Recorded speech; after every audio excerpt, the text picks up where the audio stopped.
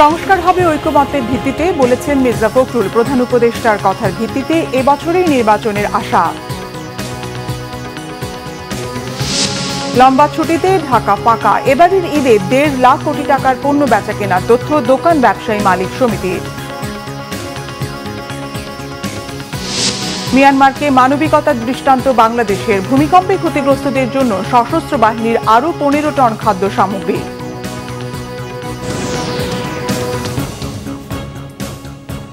দেখছিলেন crown cement সংবাদ শিরোনাম। এবারে বিস্তারিত।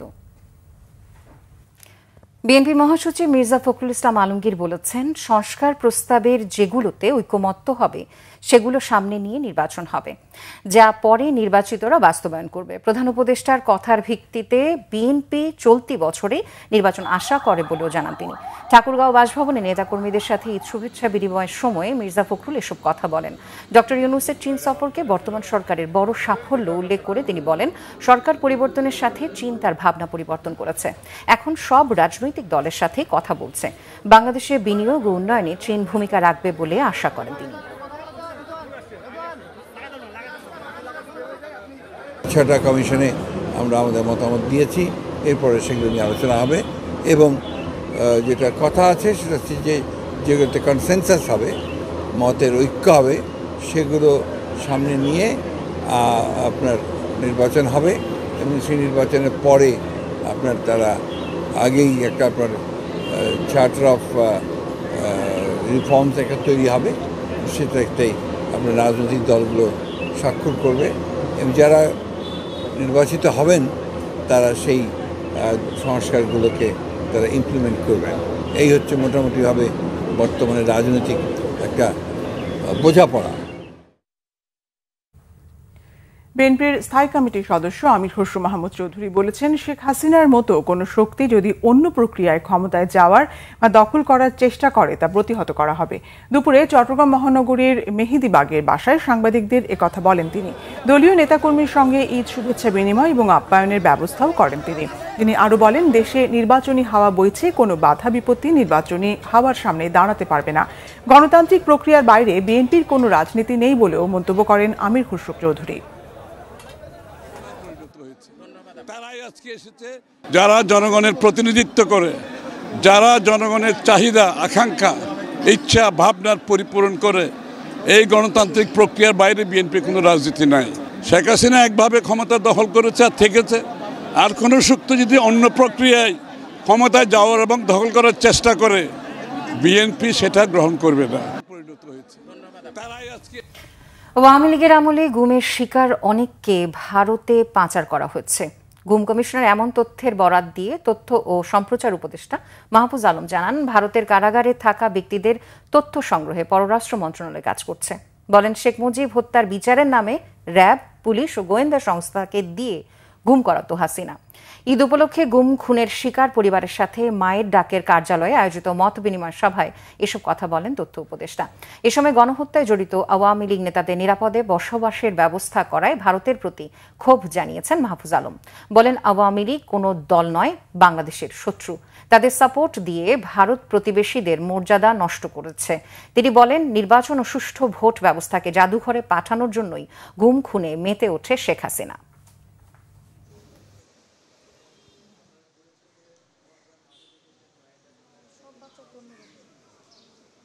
যে অনেকে গুম করে ভারতে পাঠিয়ে দেওয়া হয়েছে, অনেককে এখানে ওরা এখানেই ছিল না, ওরা আসলে কেউ ভারতের কারাগারে ছিল। আমরা আমাদের ফরেন মিনিস্ট্রি থেকে তথ্য নিয়েছি, ওখানে কারাগারে অনেকেই ছিলেন যে যারা ওখানে এখান থেকে তাদেরকে পাচার করে দেওয়া হয়েছে ভারতে। তো এখানে আসলে আমাদের বাংলাদেশে একটা এমন একটা ব্যবস্থা চালু হয়েছিল যেটা আসলে একটা যুদ্ধ অবস্থার মতো, যে এখানে যারাই রাজনৈতিক বিরোধিতা করতেছে তাদেরকেই সন্ত্রাসী, জঙ্গি, অগ্নি সন্ত্রাসী আরও অনেক ট্যাগ দিয়ে তাদেরকে গুম করাটা, তাদের স্বজনদেরকে আতঙ্কগ্রস্ত রাখাটাকে একটা স্বাভাবিক করে তোলা হয়েছিল, যে ওরা যেহেতু সন্ত্রাসী ওদেরকে মারাই যায়। এবার লম্বা ছুটি থাকায় ঈদের দ্বিতীয় দিনেও রাজধানী ছাড়ছেন অনেকেই, ফিরছেনও কেউ কেউ। রাজধানীর ব্যস্ত সড়কের এখন এক অন্য চেহারা, নেই গাড়ির শব্দ, যানজট, পথচারীদের হুড়োহুড়ি। ঈদের দিন ছুটি কাটিয়ে চলতে শুরু করেছে মেট্রো রেল। গোলাম ময়নুল আহসানের রিপোর্ট। যান্ত্রিক কোলাহলে ভরা শহরটি এখন একেবারে শান্ত নীরব। রাজধানীর মিরপুর বিজয় সরণি ফার্মগেট, বাংলা মোটর মগবাজার একেবারেই ফাঁকা। চলছে হাতে গোনা কিছু গণপরিবহন, তবে ব্যক্তিগত গাড়ির সংখ্যা চোখে পড়ার মতো। রাজধানীর প্রবেশমুখ গাবতলী, মহাখালী, সাইদাবাদে গাড়ির চাপ একেবারেই নেই। লম্বা বিরতিতে কিছু গাড়ি ঢুকছে, গাড়িগুলো প্রায় ফাঁকা। পরিবার পরিজন ঢাকাতেই, আমি একাই গিয়েছিলাম তো সেই জন্য আগে চলে আসলাম। আসতেছি 2 দিনের টাকা, কোনো মতো খাওয়ার টাকাটা হচ্ছে। লোকাল যাত্রী তুললে আর 2-1 দিন দেওয়া লাগবে, তাহলে লোকের চাপ হবে। এদিকে কমলাপুরে রাজধানী ফেরা মানুষের সংখ্যা নেহাত কম, বিপরীতে রাজধানী ছাড়া মানুষের সংখ্যা উল্লেখযোগ্য। ভাই বোনের সাথে দেখা করতে যাচ্ছি, ভাই বোন, মামা মামি, নানা নানি সবার সাথে দেখা করতে যাচ্ছি। শ্বশুর বাড়িতে ঈদ করেছি, এখন বাবার বাসা যাচ্ছি, ঈদ করতে যাচ্ছি। আমার বাড়িতে কাজ আছে, এর জন্য। ওরা ঈদের আগে যাইতে পারে নাই, ভিড়ের কারণে যাইতে চায় না। আর আমি যাচ্ছি, আমার মা আছে, মার সাথে দেখা করবো, আরও সঙ্গীত কাজ আছে সংসারিক, এই জন্য যাচ্ছি। এই শহরের জীবনে থাকতে থাকতে এত ব্যস্ততার জীবন, গ্রামের প্রকৃতির স্বাদ নিতে যাচ্ছি আর কি। একটা নিরিবিলি পরিবেশে কয়েকদিন বিশ্রাম নিতে যাচ্ছি। এই নাগরিক জীবনের ব্যস্ততা তো ভালো লাগে না সবসময়।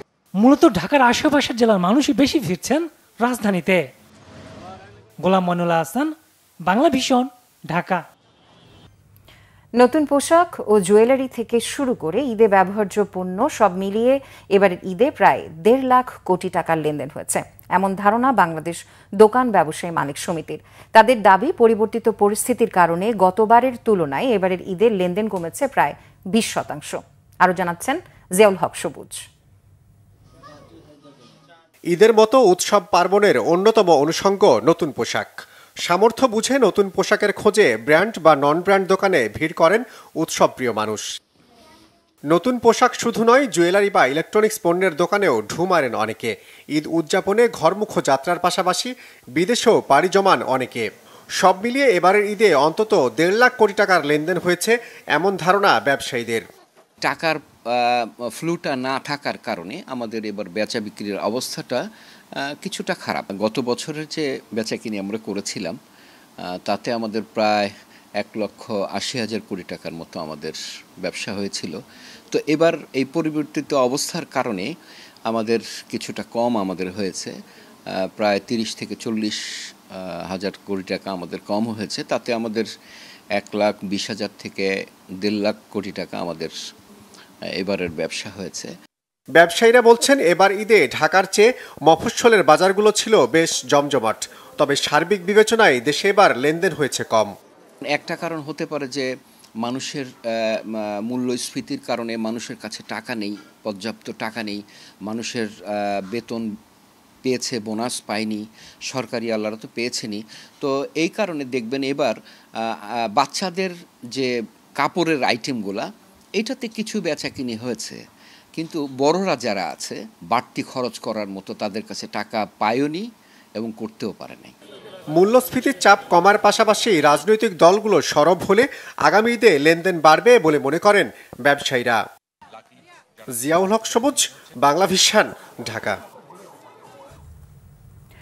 মিয়ানমারের ভূমিকম্পে ক্ষতিগ্রস্তদের জন্য বাংলাদেশ সেনাবাহিনীর পাঠানো আরও 15 টন খাদ্য মিয়ানমারের রাজধানী নেপিদোতে পৌঁছেছে। বাংলাদেশ সেনাবাহিনীর একটি ও বিমান বাহিনীর 2টি পরিবহন বিমানে এসব মানবিক সহায়তা পাঠানো হয়। এর মধ্যে রয়েছে উদ্ধার সরঞ্জামাদি সহ একটি উদ্ধারকারী দল এবং জরুরি ওষুধ সামগ্রী সহ আরেকটি চিকিৎসক দল। এর আগে মঙ্গলবার সকালে মিয়ানমারের রাজধানী নেপিদোর উদ্দেশ্যে যাত্রার আগে কুর্মিটোলা বিমানবন্দরে এক ব্রিফিংয়ে এসব তথ্য জানানো হয়। 55 সদস্যের উদ্ধার অভিযান ও জরুরি চিকিৎসায় সহায়তাকারী দলের নেতৃত্ব দিচ্ছেন সেনাবাহিনীর কর্নেল মোহাম্মদ শামীম ইফতেখার। প্রতিবেশী মিয়ানমারের ক্রান্তিকালে বাংলাদেশ সরকারের এই মানবিক উদ্যোগ বাংলাদেশের সুপ্রতিবেশী সুলভ আচরণ প্রকাশ করে। এর মাধ্যমে মিয়ানমারের ক্ষতিগ্রস্তদের দুর্ভোগ কমানোর পাশাপাশি দুই প্রতিবেশী দেশের সরকার ও জনগণের পারস্পরিক আস্থা এবং বিশ্বাস বাড়াতে সহায়ক ভূমিকা রাখবে। আগামীতে সরকারের নির্দেশে যে কোনো প্রয়োজনে বাংলাদেশ সশস্ত্র বাহিনী আত্মনিয়োগের জন্য সদা অঙ্গীকারাবদ্ধ। এর আগে সেনাবাহিনী ও বিমান বাহিনীর 2টি বিমানে 16 টনের বেশি খাদ্য সামগ্রী ও জরুরি সহায়তা পাঠিয়েছে বাংলাদেশ।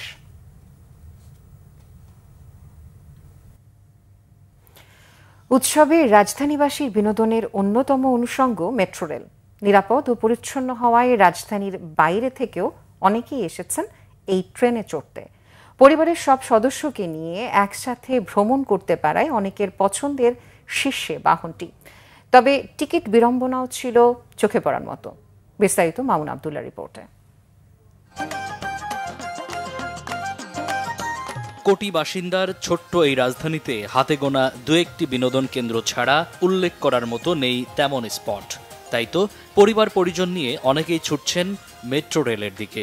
পরিচ্ছন্ন, নিরাপদ এবং ভ্রমণ সহিষ্ণু হওয়ায় রাজধানীবাসীর বিনোদনের অন্যতম সঙ্গী দুরন্ত এই বাহনটি।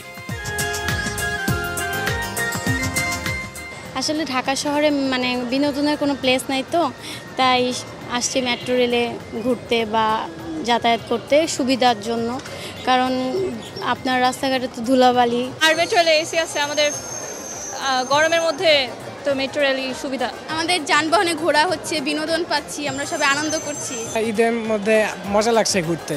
সব সময় মেট্রো রেল তো আগে ছিল না, এখন নতুন একটা মানে ভালো লাগে। ঈদের ছুটিতে ঘুরতে আসলাম একটু মেট্রো দিয়ে। এই আমরা আগারগাঁ থেকে উঠছি, যাব উত্তরা উত্তর, এবং মেট্রো আলাদা একটা ভিন্ন একটা বিনোদন অ্যাড করে আমাদের জীবনে। আসলে আনন্দ প্লাস সেফটি। অন্য সিএনজি বাসের থেকে মেট্রো রেলে অনেক সেফটি ভাবে যাওয়া যায়, নিরাপদে যাওয়া যায়। মেট্রো রেলের টিকিট কাউন্টারের ভিড়ই বলে দেয় কতটা জনপ্রিয় এই বাহন। রাজধানীবাসী তো বটেই, দেশের বিভিন্ন প্রান্ত থেকেও অনেকে এসেছেন শখ পূরণে। পরিবারের ছোটদের বায়না মেটাতেও অনেকের আগমন উন্নত বিশ্বের এই দ্রুতগতির বাহনে। বিনোদনের একটি অংশ, এবং বাচ্চারা মেট্রো রেল দেখতে পছন্দ করে। ও বাসার থেকে বলতেছিল যে মেট্রো রেলে গেলে ওর ট্রেন খুব পছন্দ করে। মূল কথা এখানে নতুন আছে, আজকে আমার বাচ্চা নিয়ে আসছি, মা আছে, এরকম নিয়ে আসছি ঘোরার জন্য। আর দেখি কি অবস্থা, আজকে প্রথম চট্টগ্রাম থেকে আসছি আর দেখার জন্য।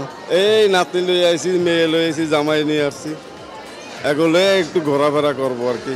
খুবই ভালো লাগছে। আমাদের বাংলাদেশে এমন একটা উন্নত দেখে আমরা খুবই খুশি যে যানবাহনে খুবই সহজ হয়ে গেছে মানুষের জীবনে। দেশে এটা ছিল না, এখন আমাদের এটা নতুন, তাই আমরা মনে করি এটা একটা উপভোগের বিষয়।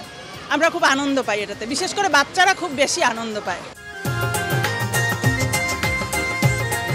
অনেকেরই প্রথম অভিজ্ঞতা মেট্রো রেলের ভ্রমণ, তাই তো মুহূর্তটি ফ্রেমবন্দি করতেও ভোলেননি তারা। তবে টিকিট কাটতে নতুনদের কিছুটা বেগ পেতে হলেও টাকা ভাঙতি বিড়ম্বনায় পড়েন অনেকে। সিস্টেমটা আমি দেশের বাইরেও ইউজ করছি, এটা খুবই বিরক্তিকর। কারণ ওদের কাছে যদি ভাঙতি নাই থাকে, তো সেক্ষেত্রে কেনই বা তারা এখানে কোনো কিছু উল্লেখ করতেছে না। এটা তো এক ধরনের ভোগান্তি বলা যায়। নতুন করে টিকিট কাটতে গেলে দেখা যায় যে একটু প্রবলেমে পড়তে হয়, অনেক লাইন থাকে। এখন ঈদের সময় তো মেট্রোর একটু ভিড় থাকবেই। আজকে প্রথম সময় জন্য ওঠা হয় না, ভালো লাগছে। বিপুল সংখ্যক জনগোষ্ঠীর এই রাজধানীতে বিনোদনের আরও বেশি স্পট তৈরি করতে হবে, এমনটাই প্রত্যাশা সচেতন নগরবাসীর।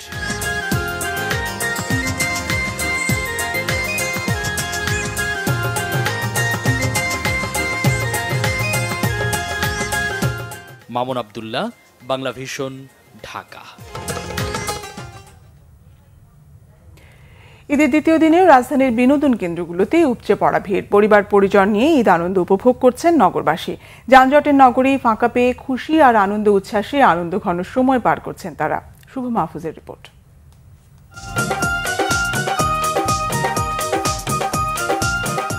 ঈদ মানেই আনন্দ, ঈদ মানে উচ্ছ্বাস।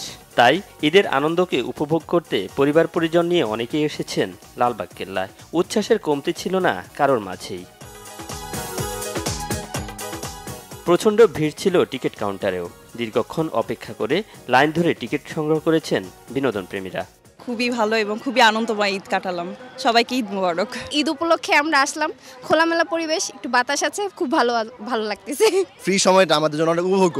ফ্রেন্ড সাইকেল নিয়ে আসছি, বন্ধুদের নিয়ে আসছি, ভালোই দিন সময় যাচ্ছে। যানজটের ব্যস্ত নগরীতে চাইলেও ঘোরা যায় না, তাই ঈদের এই সময়টাকেই বেছে নিয়েছেন অনেকে।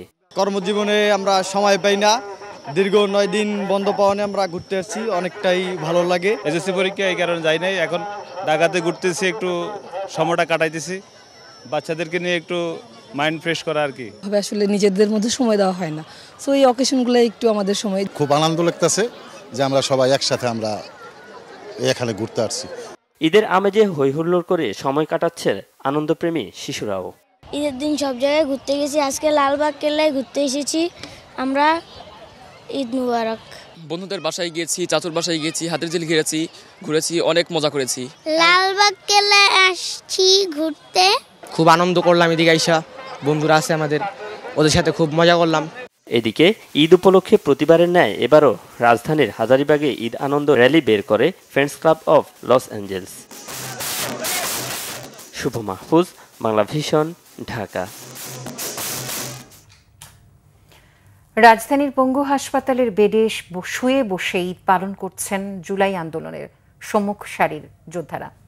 কারো কাটা পড়েছে হাত, কারো বা পা, পরানো হয়েছে রিং।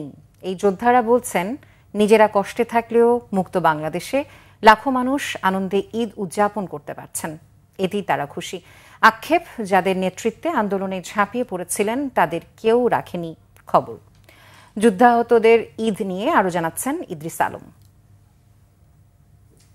কেউ বসে আছে, কেউ বা শুয়ে, আবার কেউ হুইল চেয়ারে পালন করছেন ঈদ। চাইলেই পারছেন না বাহিরের মুক্ত আকাশে সবার সাথে ঈদের আনন্দ উপভোগ করতে। বলছিলাম জুলাই আন্দোলনের আহত যোদ্ধাদের কথা। অনিশ্চিত জীবন, অন্ধকার ভবিষ্যৎ, তবু বলছেন ঈদ কাটুক সবার আনন্দে। গতবার বাবা মার সাথে আত্মীয় স্বজনের সাথে ঈদ কাটাইছি, খুব ভালো লাগছে। এবার যেতে পারে নাই, খুব খারাপ লাগছে, কষ্ট আছে মনের ভিতরে একটা। রাজধানীর জাতীয় অর্থোপেডিক হাসপাতাল ও পুনর্বাসন কেন্দ্র নিটোর। এই হাসপাতালের তৃতীয় ও চতুর্থ তলায় গেলে দেখা মিলে জুলাই আন্দোলনের সম্মুখ সারির আহত যোদ্ধাদের। পায়ে পরানো বড় বড় রিং, যন্ত্রণায় কাতরাচ্ছেন তারা। কথা বলতে নাকি পায়ে করেন যন্ত্রণা। আমি খুব কথা বলতে পারি না, আমার ব্যথা করতেছে। আমি যেন দোয়া করবেন, আমি যেন তাড়াতাড়ি আমার সন্তানের কাছে, আমার মা বাবার কাছে ফিরে যেতে পারি। এদিকে ঈদের আনন্দ ফিকে বসেছে আহতদের পরিবারেও। টানা প্রায় 8 মাস কাটছে হাসপাতালেই। পরিবার মেনেও নিয়েছেন, বলছেন তাদের বিনিময়ে এখন মুক্ত হয়েছে অনেকেই, এতেই খুশি তারা। ফ্যাসিস্ট স্বৈরাচার মুক্ত করে আমরা ঈদ উদযাপন করতেছি, তারপরে আমার কাছে ভালো লাগতেছে। রুমের একপাশে বেডে বসে আছেন আলী হাসান। বেডে পড়ে আছে নতুন পাঞ্জাবি, পরার সৌভাগ্য হয়নি তার। চাইলেই পারছেন না ঈদের আনন্দ উপভোগ করতে। জুলাই আন্দোলনে সাতক্ষীরায় অংশগ্রহণ করেন তিনি। এক পর্যায়ে পুলিশের মরণঘাতী গুলি তার পা কেড়ে নেয়। জানালেন কেমন কাটছে তার ঈদ। বাইরের যদি 5টা মানুষ আমাদের জন্য আনন্দে থাকে, ওইটা আমাদের খুশি। Mohammad Hasan Jurain ideal model school and কলেজের 9ম শ্রেণীর শিক্ষার্থী। যাত্রাবাড়িতে পুলিশের গুলি ছিন্ন ভিন্ন করে তার পা, এতেও নাকি দুঃখ নেই তার। জানালেন বিএনপি ছাত্র শিবির সবাই দেখতে আসলেও আসেননি সারজিৎ হাসনাত্তা। ভারী কণ্ঠে জানালেন কষ্টের কথা। তারা মানে আমাদের ভুল লাগেছে, এখন সে মানে গায়ে চলাফেরা করে ডাক দিয়ে কোনো মানে আমাদের কোনো গ্রাহ্য নাই। ইদ্রিস আলম, বাংলা ভিশন, ঢাকা। এবার আরো কিছু খবর নিয়ে একটি ডেস্ক রিপোর্ট। জামায়াতে ইসলামের আমির ডাক্তার শফিকুর রহমান বলেছেন, শহীদের প্রত্যাশার দুর্নীতিমুক্ত বাংলাদেশ গড়ার লড়াই শেষ হয়নি, লড়াই শুরু হয়েছে, চলবে। প্রয়োজনে প্রত্যাশা পূরণে নিজের জীবন বিলিয়ে দেওয়ার কথা বলেন তিনি। মৌলভীবাজারের কুলাউড়া ডাক বাংলো মাঠে জামায়াতের ঈদ পুনর্মিলনীতে প্রধান অতিথির বক্তব্যে জামায়াতের আমির এসব কথা বলেন।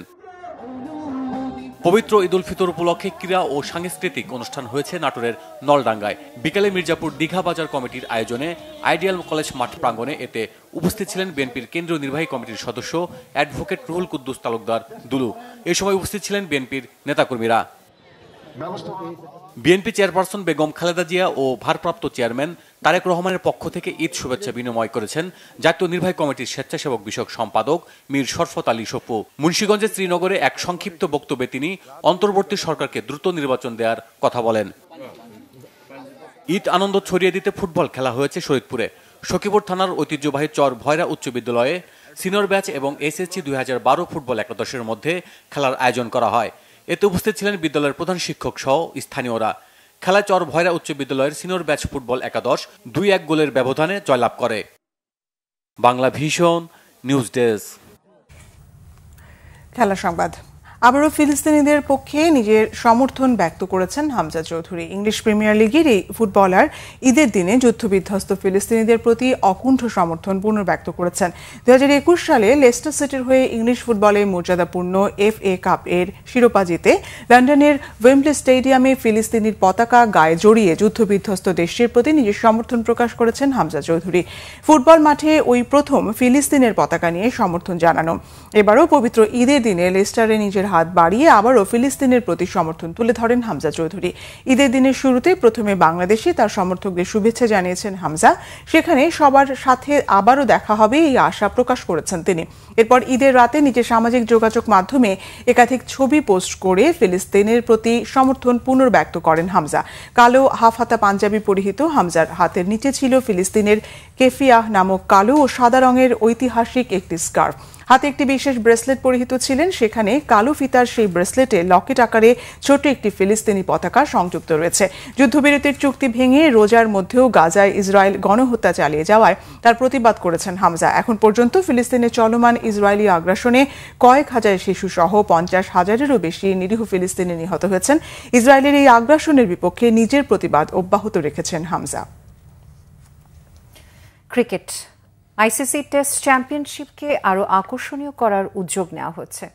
এ মাসেই জিম্বাবুয়েতে আইসিসির ক্রিকেট কমিটির বৈঠক টেস্ট চ্যাম্পিয়নশিপের ফরম্যাট পরিবর্তনের বিষয়ে আলোচনা হবে। বর্তমানে টেস্ট চ্যাম্পিয়নশিপ যে ফরম্যাটে হচ্ছে তা নিয়ে বিতর্ক আছে। 2023-2025 এই চক্রে টেস্ট চ্যাম্পিয়নশিপের ফাইনাল হবে জুনে। মুখোমুখি হবে অস্ট্রেলিয়া ও দক্ষিণ আফ্রিকা। টেস্ট চ্যাম্পিয়নশিপে এই চক্রে দক্ষিণ আফ্রিকা মাত্র 12 টেস্ট খেলেই ফাইনাল খেলছে। অস্ট্রেলিয়া টেস্ট খেলছে 19টি, আর ইংল্যান্ড সবচেয়ে বেশি 22টি টেস্ট খেলেছে। ভারতও 19টি টেস্ট খেলেছে। অথচ Bangladesh, Pakistan, New Zealand, West Indies, Sri Lanka 12 থেকে 14 টেস্ট খেলেছে। এই অবস্থা টেস্ট ক্রিকেটের জন্য বৈষম্যমূলক বলেছেন নিউজিল্যান্ডের তারকা ক্রিকেটার কেন উইলিয়ামসন। টেস্ট চ্যাম্পিয়নশিপকে আরও প্রতিযোগিতামূলক করতে আন্তর্জাতিক ক্রিকেটের জন্য নির্দিষ্ট সময়সূচি রাখার উপর গুরুত্ব দিয়েছেন তিনি। সব দেশ যেন সমান সংখ্যক টেস্ট খেলতে পারে সেই অনুযায়ী বছরের 4টি সময়ে নির্ধারণ করে সূচি তৈরি করার কথা বলেছেন উইলিয়ামসন। নিউজিল্যান্ড অধিনায়ক বলেছেন, টেস্ট ক্রিকেটকে আরও আকর্ষণীয় করতে আন্তর্জাতিক ক্রিকেট ও ফ্র্যাঞ্চাইজি ক্রিকেটের মধ্যে ভারসাম্য আনতে হবে যাতে দ্বন্দ্ব তৈরি না হয়।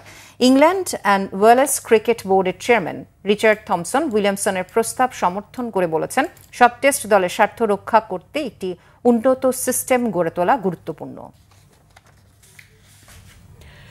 আন্তর্জাতিক ক্রিকেটে আবারও ব্যস্ততা বাড়ছে বাংলাদেশের। টেস্ট সিরিজ খেলতে এই মাসেই আসছে জিম্বাবুয়ে। পাকিস্তানের চ্যাম্পিয়ন্স ট্রফিতে হতাশ করেছে বাংলাদেশ দল। 1 পয়েন্ট নিয়েই সন্তুষ্ট থাকতে হয় শান্তর দলকে। জাতীয় দলের ক্রিকেটারদের ব্যস্ততা এখন ঘরোয়া cricket, Dhaka premier league, DPL নিয়ে। ঈদের ছুটির পর 6 এপ্রিল থেকে মাঠে গড়বে ডিপিএল এর 9ম রাউন্ড। এরপরই জিম্বাবুয়ের বিপক্ষে টেস্ট সিরিজের প্রস্তুতি শুরু হবে বাংলাদেশ দলের। গত বছর বাংলাদেশ ও জিম্বাবুয়ের মধ্যে 3 ম্যাচে টি-20 সিরিজের পাশাপাশি 2টি টেস্ট খেলার কথা ছিল। তবে টি-20 বিশ্বকাপের কথা মাথায় রেখে খেলা হয় 5 ম্যাচের টি-20 সিরিজ। টাইগারদের বিপক্ষে বাকি থাকা 2 টেস্ট খেলতেই এবার সফরে আসছে জিম্বাবুয়ে।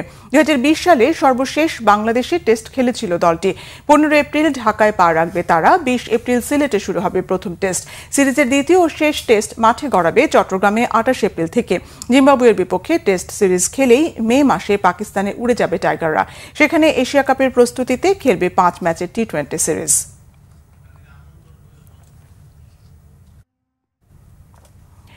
এই ছিল এখনকার মতো। পরের সংবাদ রাত 1টায় দেখার আমন্ত্রণ রইল। এছাড়া বাংলাদেশের সংবাদ ও সংবাদ সংশ্লিষ্ট অনুষ্ঠান দেখতে ভিজিট করুন www.bvnews24.com ও facebook.com/banglavishnnews এবং সাবস্ক্রাইব করুন youtube.com/banglavishnnews। এতক্ষণ সাথে থাকার জন্য ধন্যবাদ সবাইকে। শুভরাত্রি। শুভরাত্রি।